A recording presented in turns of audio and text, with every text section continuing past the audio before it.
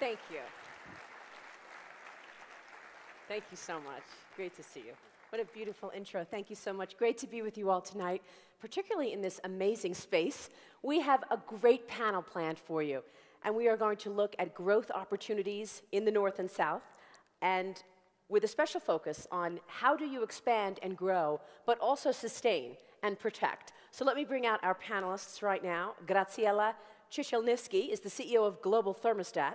Your company is capturing carbon from the air with newly refined technology. Tell us about what you're doing at Global Thermostat. Yes, it was in The Guardian yesterday, so people can read about it in London. And it received recently the award as the world's top 10 most innovative company in energy. Congratulations. Thank you. So we feel it's getting some recognition, but what you said is right. We take carbon from the atmosphere, where it is a major liability, bring it down and sell it for profit, where it's a massive profit opportunity. So we transform a liability into an asset. And that is a business model that didn't exist before. But everything that I heard today, right now fits very well into this. It is technology. It fits into the challenges of the limitation of resources in the planet and the concerns about climate change, lack of water, and biodiversity extinction, and perhaps human extinction, some coming down the line. So we can do both things at the same time, and the knowledge society that was mentioned is critical to that. I wanted to say, let's not get ahead of ourselves, because 70% of the exports of Latin America, not Mexico, Latin America, are raw materials. And this is the year 2015. And this is partly why Latin America has not advanced like Asia. So, as was said by Jose, by Mark, by you, the opportunity right now is enormous, and there is an understanding for this.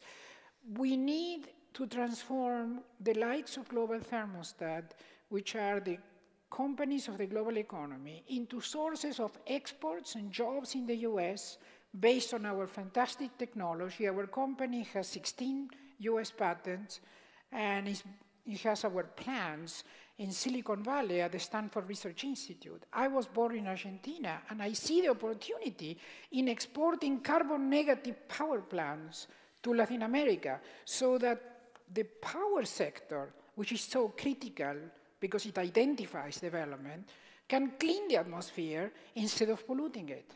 It's exactly what you're saying. This is the moment where everything is changing, and this is one of the changes. Well, this is a conversation that we really want to be interactive and just have a dialogue about. So I guess that I come back to my initial question and ask, can this be done? You're talking about these resources that are so important for growth for the planet. We're talking about water, food, knowledge, and yet we're also talking about business expansion ideas.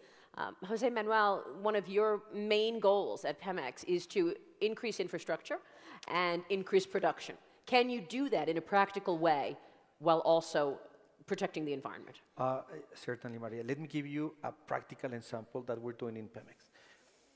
And it has to do with what Graciela was mentioning, which has to do with how we can reconvert the power system in Mexico into a more sustainable power system. Yes. For example, Mexico is transforming its power industry from using as feedstock fuel oil and diesel, switching that to natural gas, which is a much cleaner and much more efficient fuel than in the past. Along with, and we're incorporating as well cogeneration projects and also renewable energy projects as well. So all this is coming together in the national grid. Now, just to give you a pragmatic example, Pemex used to be one of the largest consumers of power in Mexico, and we used to consume 6% of power. Just by switching from dirty fuels to cleaner fuels, we will become from being the net demand of 6% to a net supply of 9% of power. So Pemex will become a net power generating system in Mexico, with much cleaner and much energy efficient, and with a much smaller carbon footprint in the economy. That's the kind of things we're thinking about, of how we can get cleaner energy to consumers, but also to the industry that requires. These are hard issues.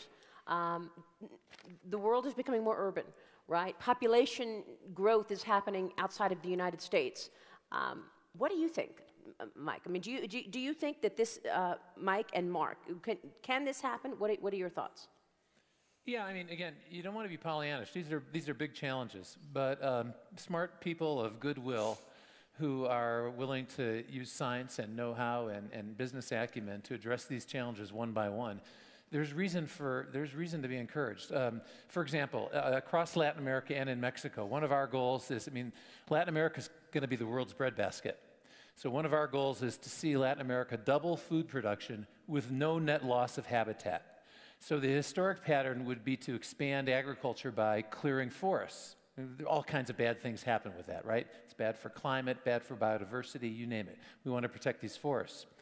But there's a better way. You can use already cleared land. There's a lot of cleared land, and the agricultural expansion can be directed that way.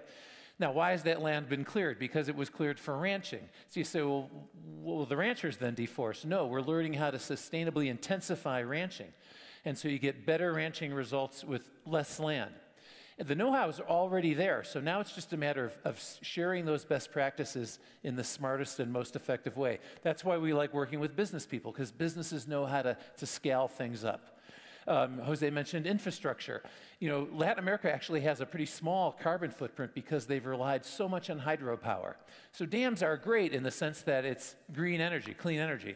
But there are a lot of bad things that go with dams too, and we now much better understand that. So now organizations like TNC with governments and the infrastructure builders, we want to get in there early, again, plan carefully, and try to design these dams in a way where you can have the best of both worlds, and you can do it. Get the benefits of clean energy, but do so with much less environmental impact. It takes players of goodwill, businesses who want to do the right thing, good government leaders. You need rules against bad actors. There are some bad actors out there. So it's a little bit complicated. So people have to make this happen, we need to learn to collaborate in coalitions at scale and in a hurry.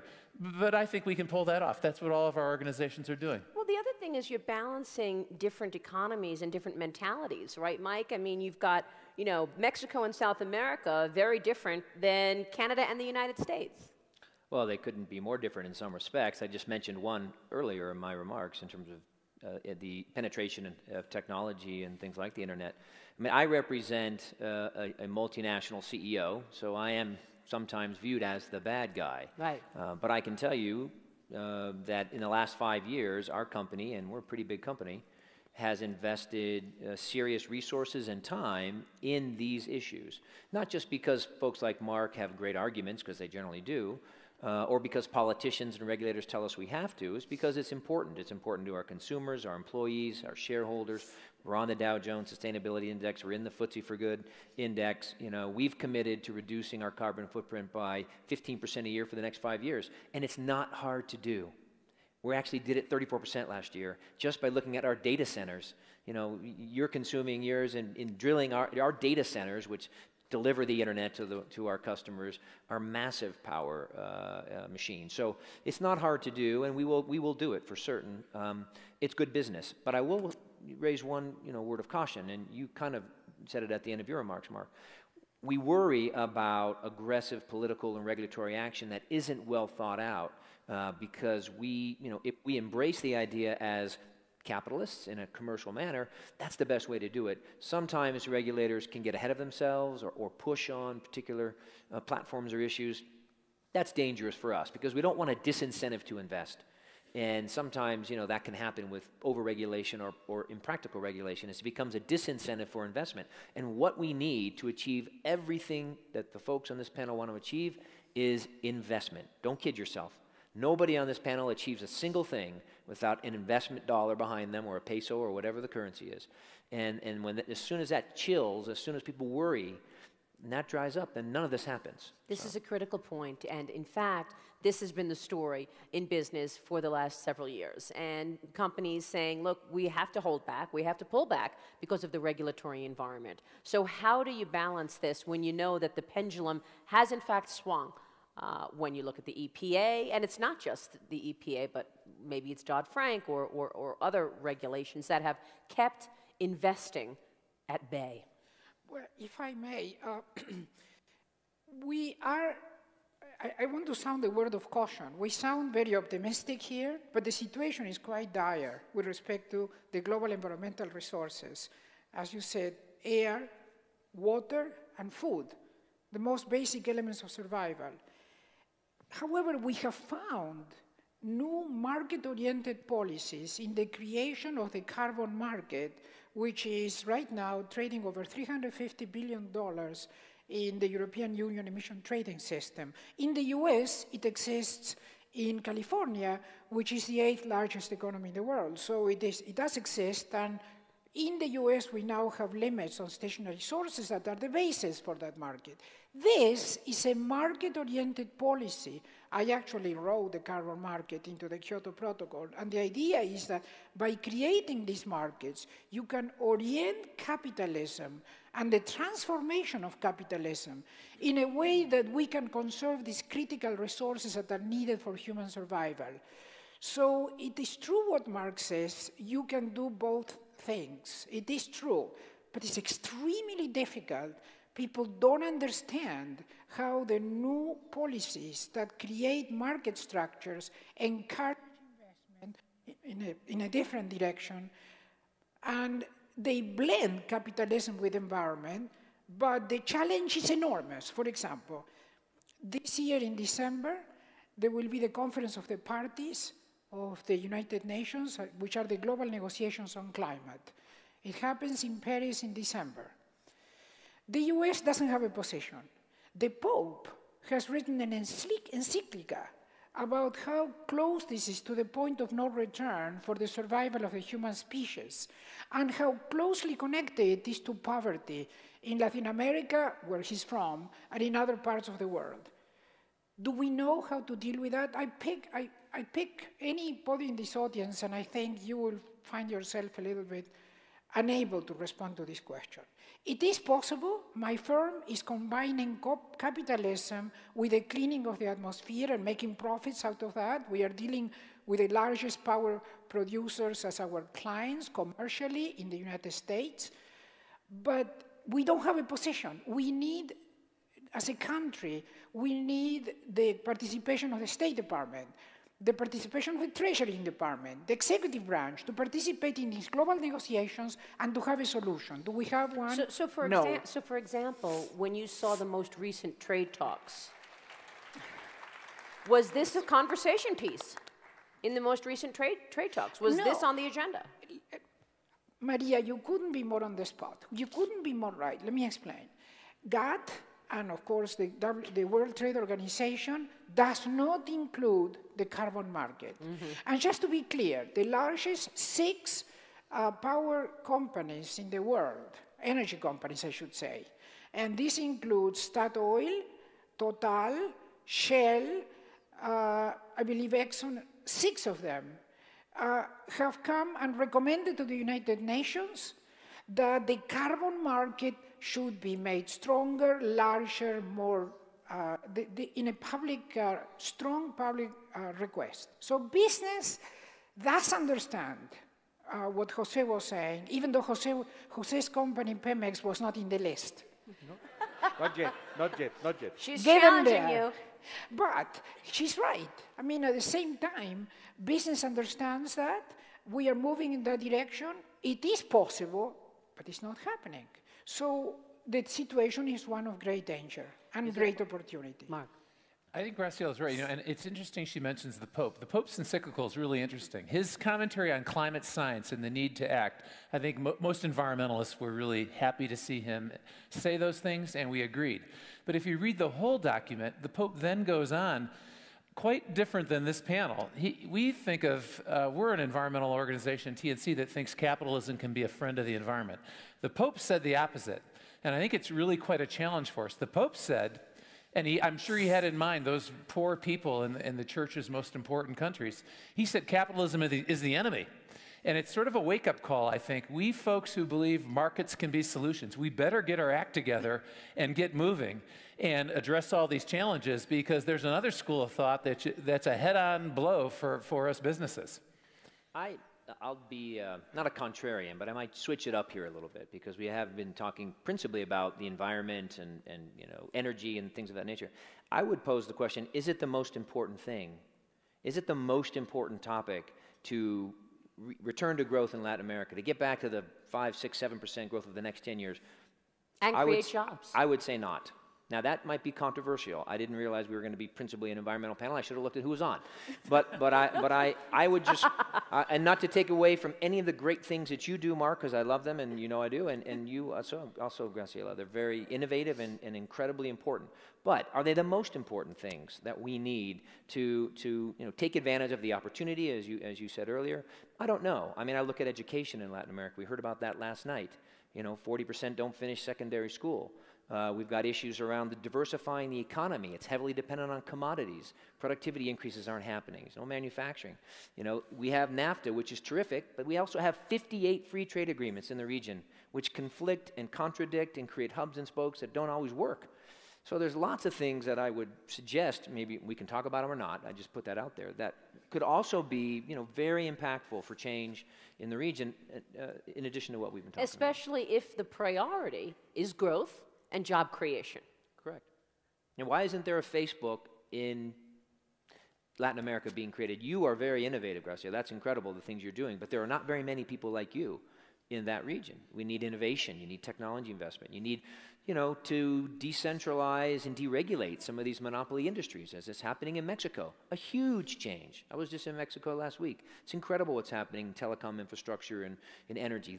Those kind of things can be impactful overnight. And I would suggest, we should maybe broaden the conversation. Absolutely, totally agree. Alicia.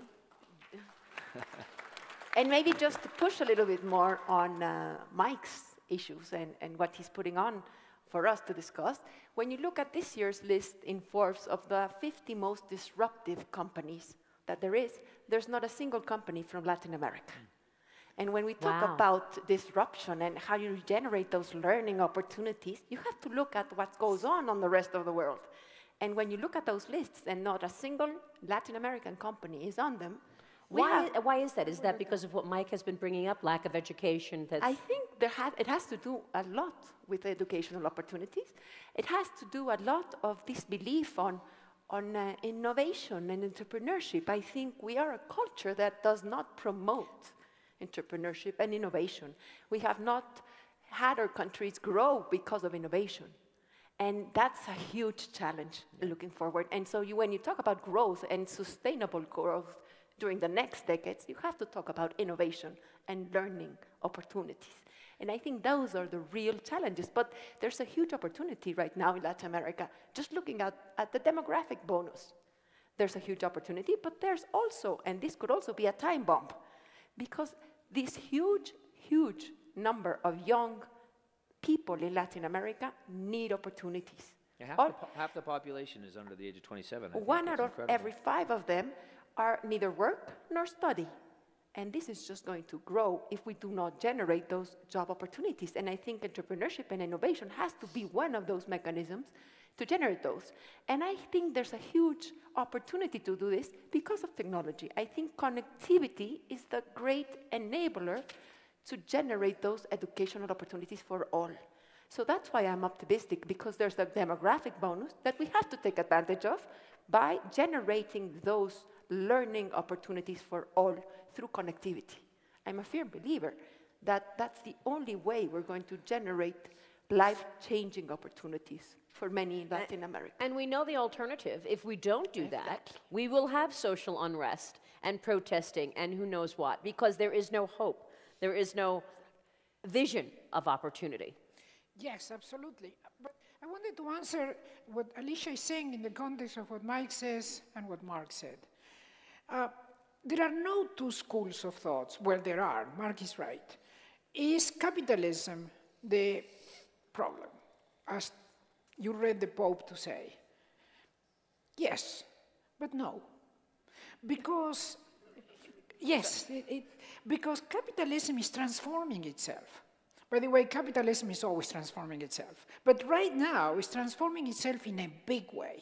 What is missing in Latin America is not educated people. I came from Buenos Aires, and without going to college, I went directly to a PhD in mathematics at MIT, which I was very good at.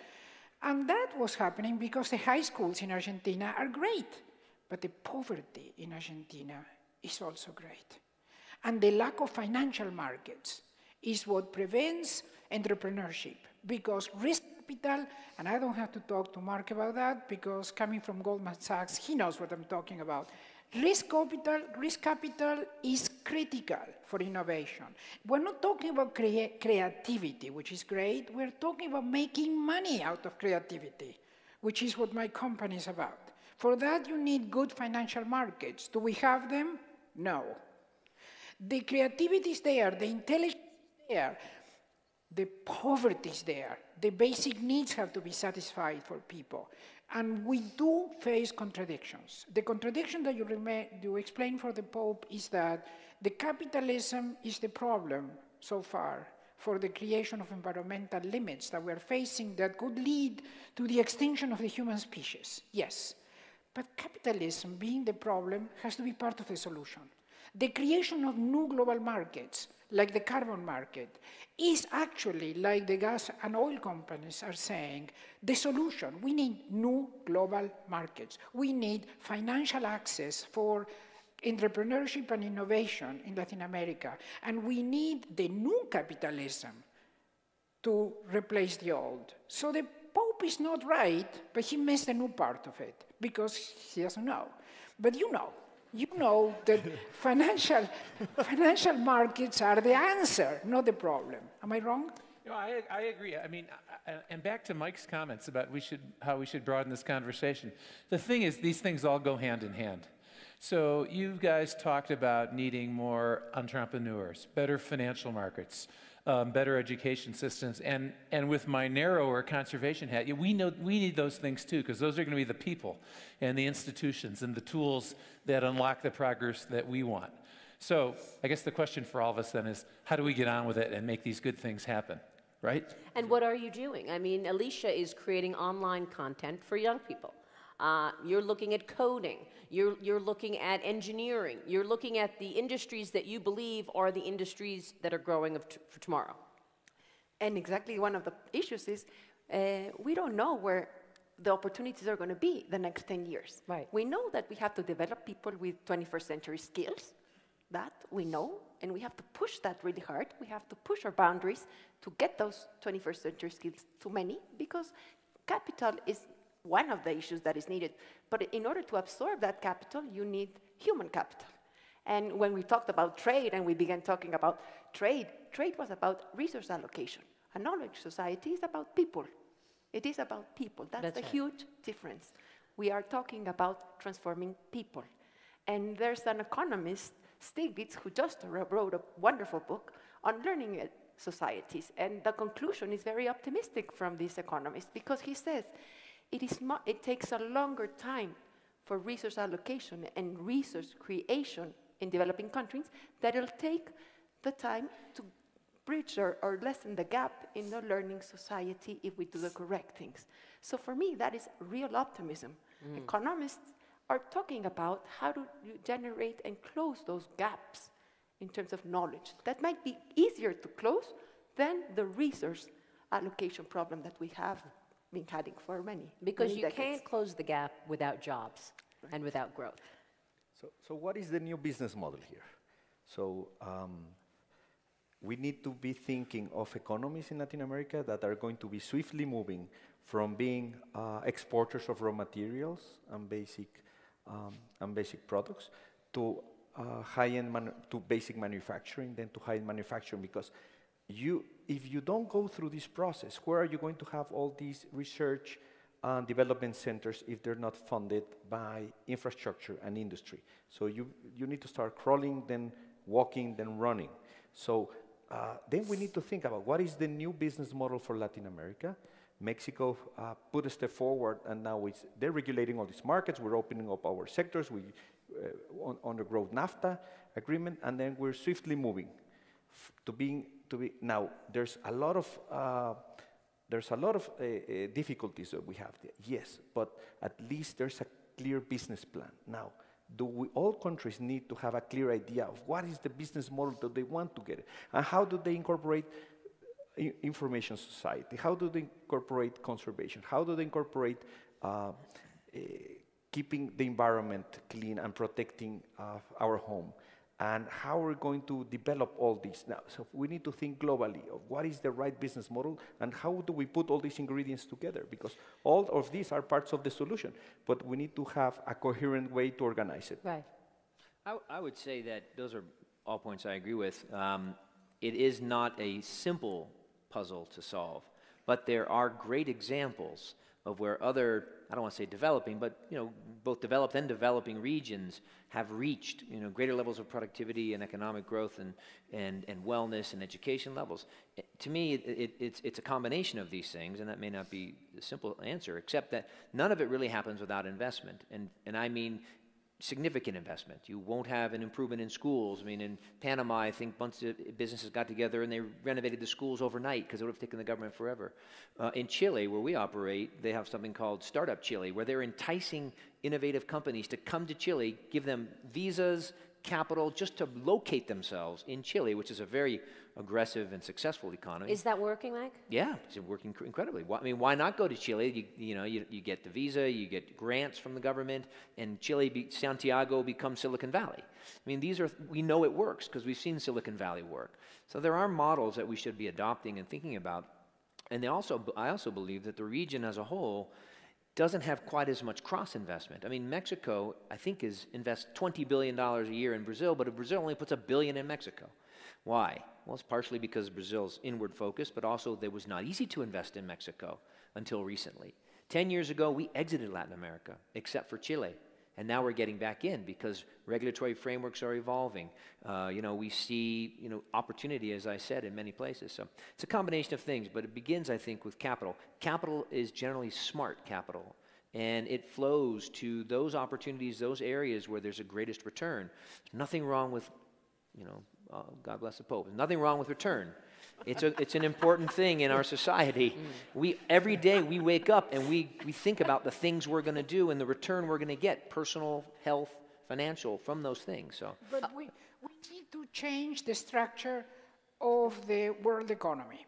And one way to achieve that is to focus on these basic resources that our survival as a species depends on, all threatened: water, air, biodiversity. We cannot live more than a few weeks without food. We cannot live without more than a few hours without air. We cannot live more than a few days without water.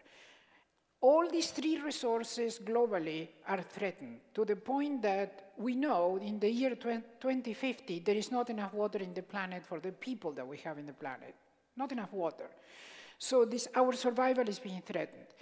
What the opportunity this creates and the model of new or the transformative capitalistic model is to create global markets that emulate the carbon market, but for water, for biodiversity, for the oceans, for biodiversity, putting limits in what we use, because we need to put limits, otherwise we're going to die, we're going to disappear as a species, the way we're going, and create markets that put a value on those, because the market prices are the value.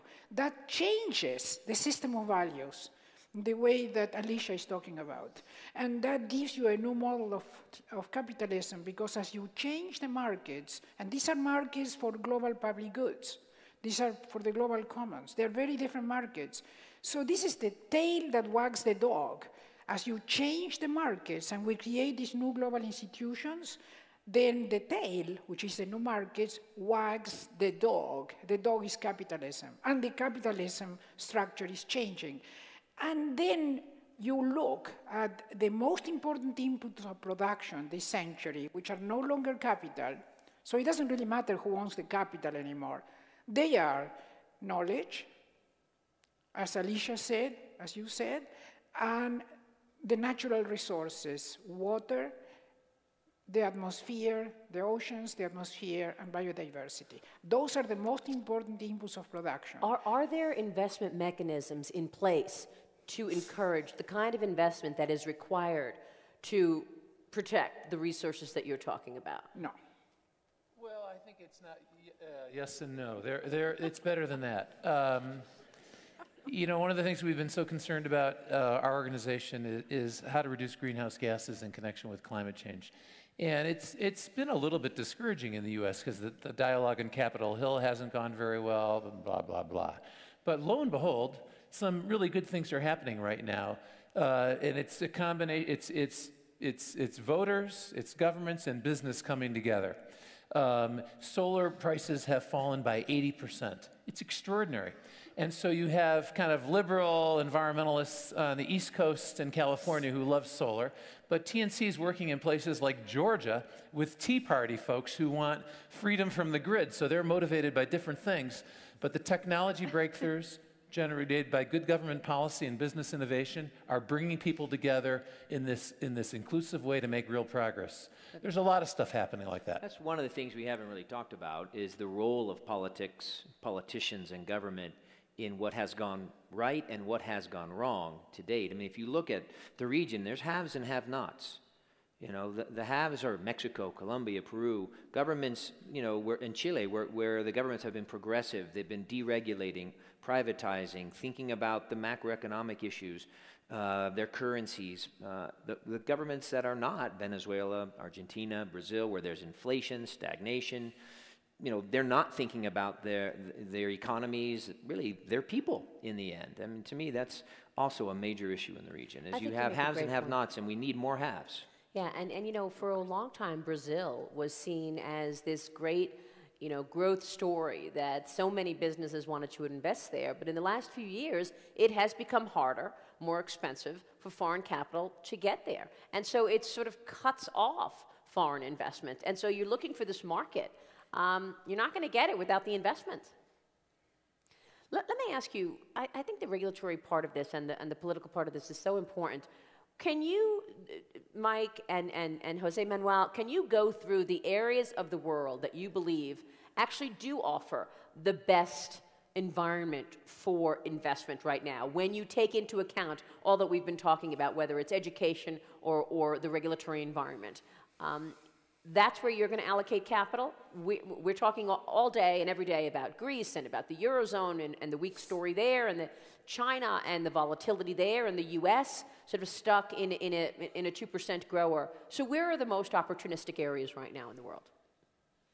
Well, I'm an American by nationality, but my business is abroad, so I'm not sure it's here on some level. We are heavily invested in Europe. We have, you know, 20 billion of revenue we generate there every year.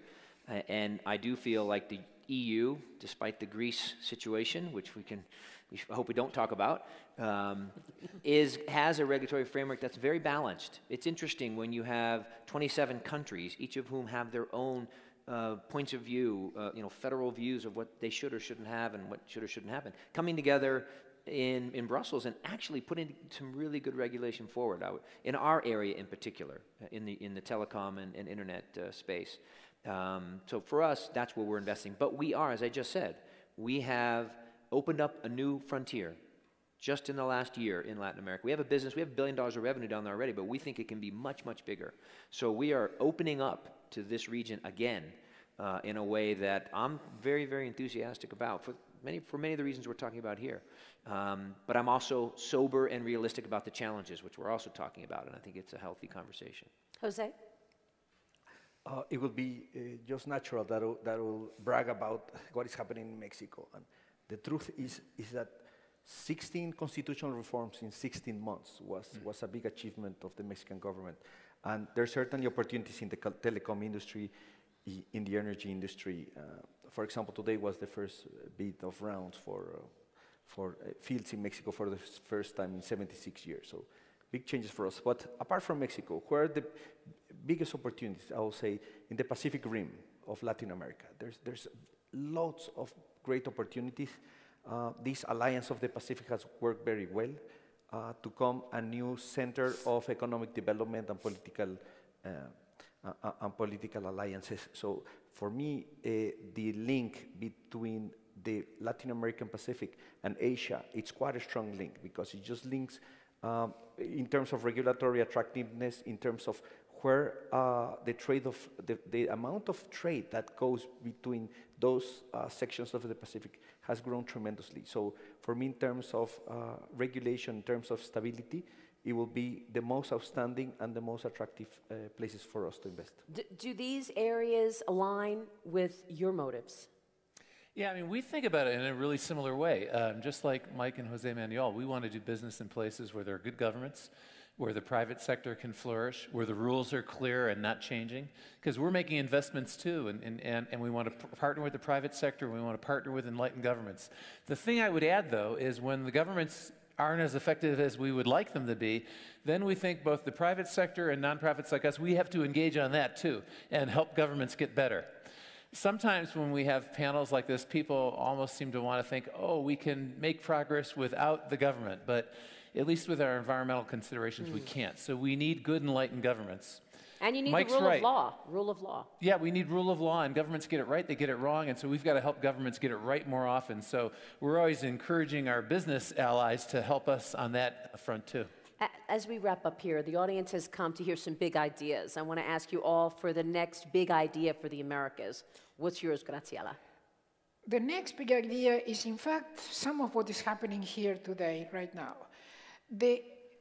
What was mentioned here is that the US has to go out and has to promote relationship with other nations, as his company is oriented to, and as what he was suggesting and Jose was suggesting in the Pacific area. That's where the opportunity is. The US has to really embrace global leadership and start with the North-South in the Americas, which is what this is about. So that's why I was so keen to come here. I'm very impressed with the leadership and the vision, and yours. What do we have to do? We have to participate in... Look, this moment now is like the moment after World War II, where the Bretton Woods institutions were created that created the globalization we have today. The IMF, the World Bank, the GATT, the WTO, etc. The opportunity to export the most important asset of the United States, which is our institutions, believe it or not. It's not the money, it's the institutions. The opportunity to export those institutions and to get really engaged in a global level, starting from the Americas, North and South, that opportunity is being left aside. This institution represents what should be done, and this should be done globally, starting from the Americas, and it is a fantastic opportunity right now. Right down the line, big idea for the Americas, Mark. Big ideas. Nobody's against nature. No one is. Somehow we've gotten in this kind of goofy situation where people think protecting nature is somehow at odds with human well-being or economic progress, but that makes no sense. We all can agree, we all want business, government, everybody in this room, we all want healthy air, a stable climate, good food, good water, biodiversity, beautiful places. And there are many, many win-win opportunities if we're smart, where everybody can come together, stop fighting so much. We might need to argue about some things on the side, but in the main, we can agree and put our heads together, making progress and getting on with it right now. Come together. Alicia. I would stick with the issue of how do you generate a learning society and how do you take advantage of the demographic bonus. It's only a window of opportunity that we have in the coming years. That will go away and could be a huge problem for all of the region, not only in terms of productivity and prosperity, but in terms of security. So for me, it's a challenge, but at the same time, it's a huge opportunity. For me, it's an urgent opportunity to tackle on it. You know? So it'll boil down, after I've said that, in terms of how do you generate talented youth in Latin America to move the agenda forward. Educate the people. How do you inspire youth in Latin America to transform society in Latin America, to believe that they can be different? I think one of the issues in Latin America has to be the issue of believing that you can transform societies. There's a huge gap between what you think in a country and a society that barely meets basic needs to a society that is always striving to be better and use technology and progress. That's the first step. Believe in it. Believe in it. Yeah. And so, Jose Manuel. Yes, I will just follow one of Mark's ideas. Is I think there's three things a country needs to foster investments and to develop infrastructure and to create more business, which is you need an open economy. Second, you need cheap and well-educated labor. And third, you need access to cheap energy. So if this region in the world can actually become the powerhouse of something, is the powerhouse of energy. Canada, the US, and Mexico could together become the powerhouse of energy of the world, shifting a lot of the geopolitical power from the Middle East to this side. This will give us tremendous amount of potential for growth, not only for the NAFTA region, but for the southern cone as well. We want, everybody in this room, we want a full continent, the full Americas, to be a well-developed society and to have growing economies. That will be very healthy for the environment. That will be very healthy for the economy. But so for me, the single key idea is let's start by step number one, which is let's give all these countries cheap, affordable energy which can boost their By the way, economies. do you think there's enough oil in the world? Absolutely yes. And Yes. I'll say yes. My answer too is much. yes. And why? And why? Yeah. And this is important because I'm looking at where the price is and we're talking Yes. about more Iran oil coming on. You think there is enough oil in the global market? There is a lot of oil down there. Normally, oil companies, if we're very successful from a field, we get 15 to 20% out of the resources that are actually there.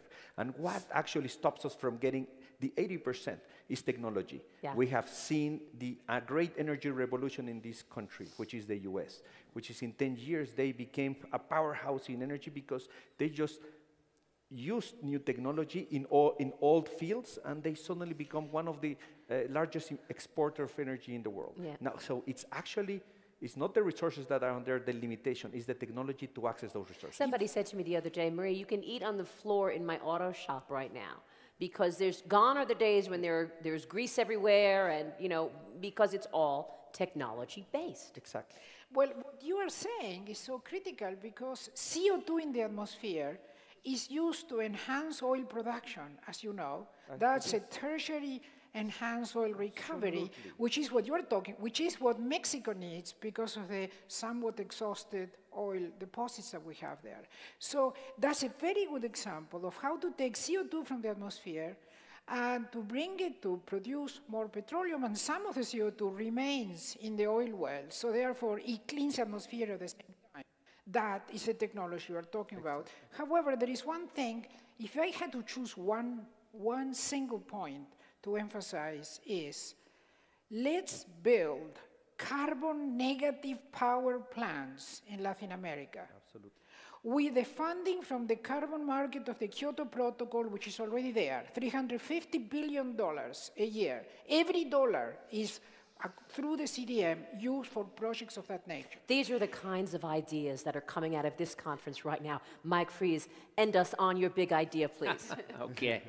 Well, I suppose I'll end where I began on one hand, one level, which is my big idea would be is something that would enable everything you all want to achieve. And we know that it's enabled change on extraordinary levels in government, in innovation, in products and services, in technology, in productivity, in happiness, and that is connectivity. When you're not connected, imagine and many of you are on your phones now, I can see it. When no one can actually imagine a time when they didn't have ubiquitous connectivity. Yeah. When you put a cell phone or a smartphone in the hand of someone in Latin America, they use it just like they do here. 95% enjoy social media. They're on Google. When you put a television or digital television in front of them, they watch more television than Americans. It is a proven path to change, to incredible development, and it's going to happen. And companies like ours, we hope, will be part of that. Others will be part of it too. And it requires regulatory change. It requires, friendly environments, rule of law, things of that nature. But it's going to be powerful. There are 600 million people who, well, let me say it differently. 60% of households in Latin America don't have internet. They don't actually go home and go online with their iPads or phones. Imagine the educational opportunities, just the knowledge. You talk about knowledge. There is no knowledge without sharing of information and data. So to me, that is the most important idea, certainly one that we're going to try to take advantage of, and will enable everybody else's great ideas. And I think without a fee. It won't charge you anything. when you look at the fact that there is 7 billion mobile phones in the world and 1 billion PCs. You see where things are going. Ladies and gentlemen, obviously great opportunity. Thank you very much. Thanks, everyone. Yeah. Great. Thank you.